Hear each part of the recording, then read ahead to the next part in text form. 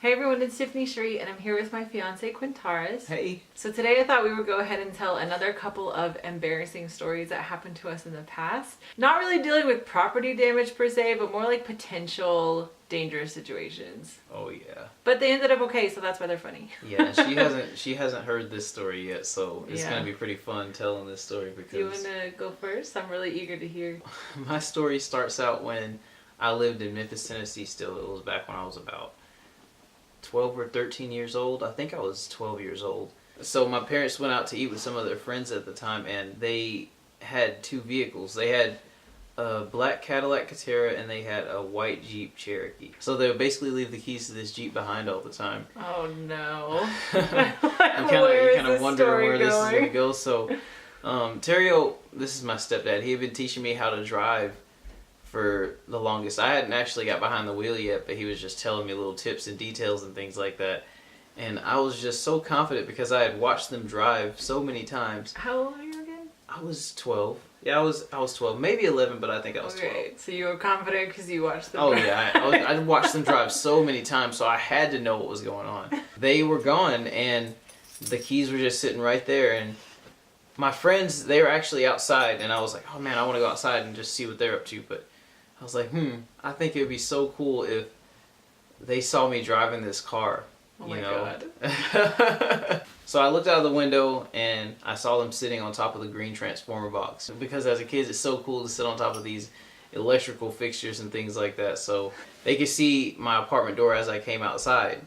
So I just casually grabbed the keys. Oh my God. And then I went outside and I was like, hey guys.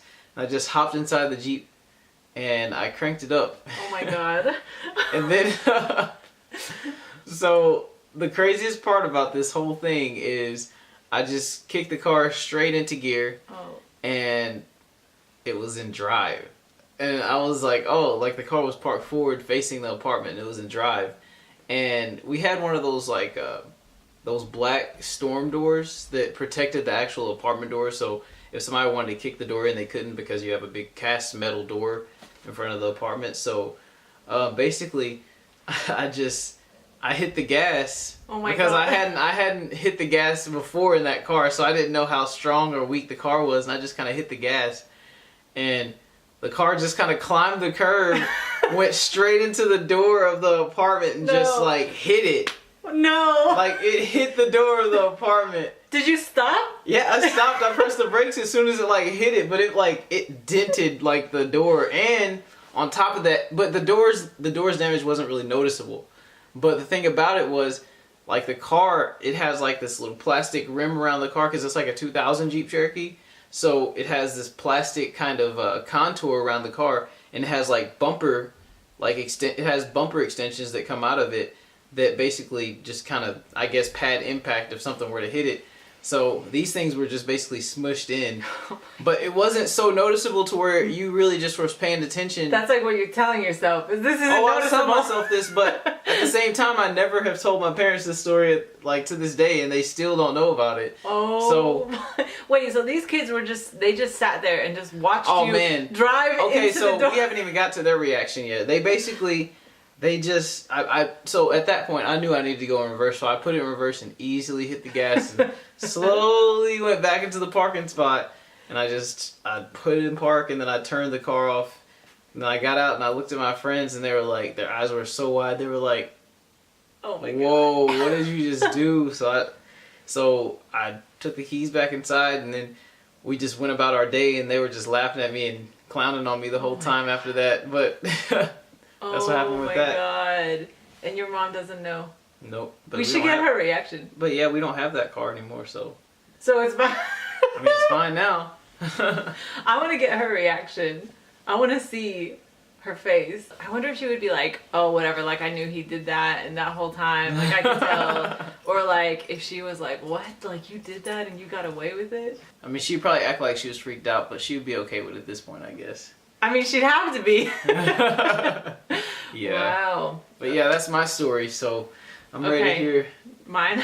So the premise for my story is that My mom and my brother, they have a tendency to put things in the microwave and they'll hit like a random number, like 12 or 10, and they'll like walk away, but they'll instinctively come back within like 30 seconds or 2 minutes.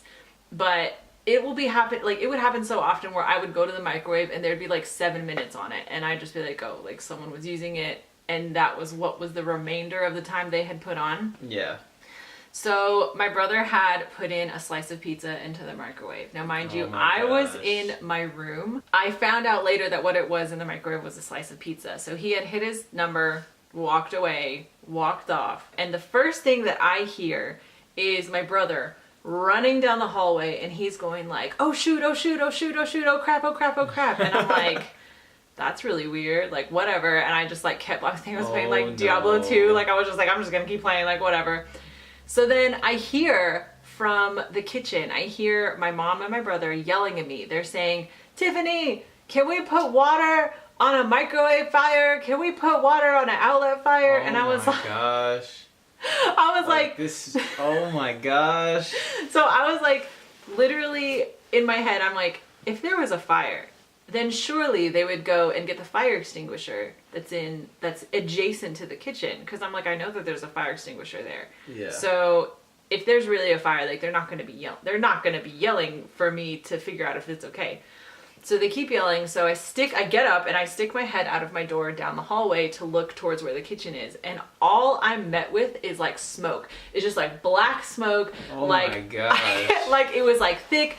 Couldn't breathe. Like I literally had to duck down, and I went around to where the landline was, because like at the time we had like one family cell phone. Like at the time nobody really had like individual phones. Oh yeah. So I went to my parents' room and I dialed 911.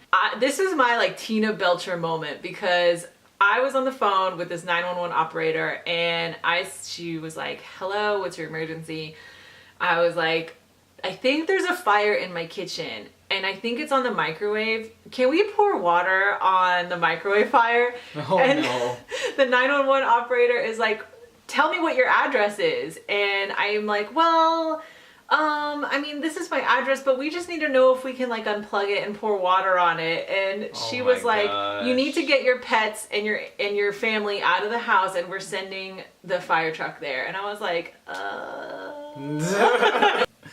You're about to cause some more problems. Yeah, because I don't know why. I was so nervous. I was so embarrassed. Like, I was like, I don't want to bother you guys. Like, I don't want to, like, little old us, like, bother you guys. So anyways, the call disconnected, and I go around to where the kitchen is, and I see, and it's just like more and more smoke, like pluming out of the kitchen.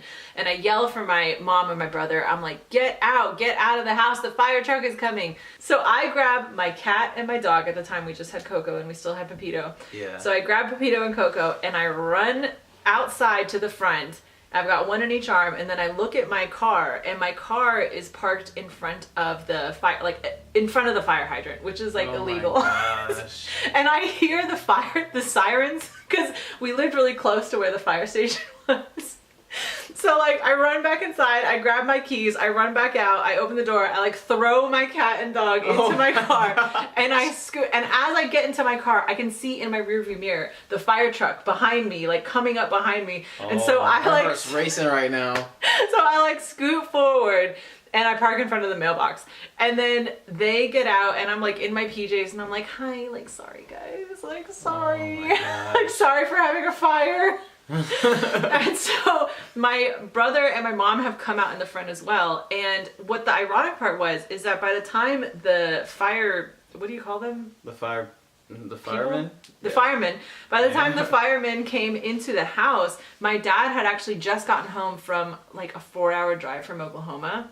And he had come in from the garage. And so when he walked in, he walked straight into the kitchen, and he was met with the smoke and the fire as well. Gosh. But what had happened was he had moved the fire extinguisher from where it normally was in the kitchen to the garage. So he turned around, got the fire extinguisher, put the fire out in the microwave, and then the firemen, basically they had these big giant fans, and they like fanned all the smoke out of the house. We had to throw the microwave away, obviously. Luckily, the only damage was pretty much just the microwave, and there was kind of like black like smoke damage, I guess, to the counter and the cabinet above Like it. tar and resin. Yeah. But basically, the pizza that my brother put in the Did microwave. you eat the pizza? Was it delicious? I bet it was nice and good. I think because everything was okay, we were all kind of laughing about it. The whole kitchen almost caught on fire because my brother heated up a piece of pizza for 25 minutes. And so we asked him, I was like, how long did you put on the timer? And I'm pretty sure he put like 24 minutes. Gosh.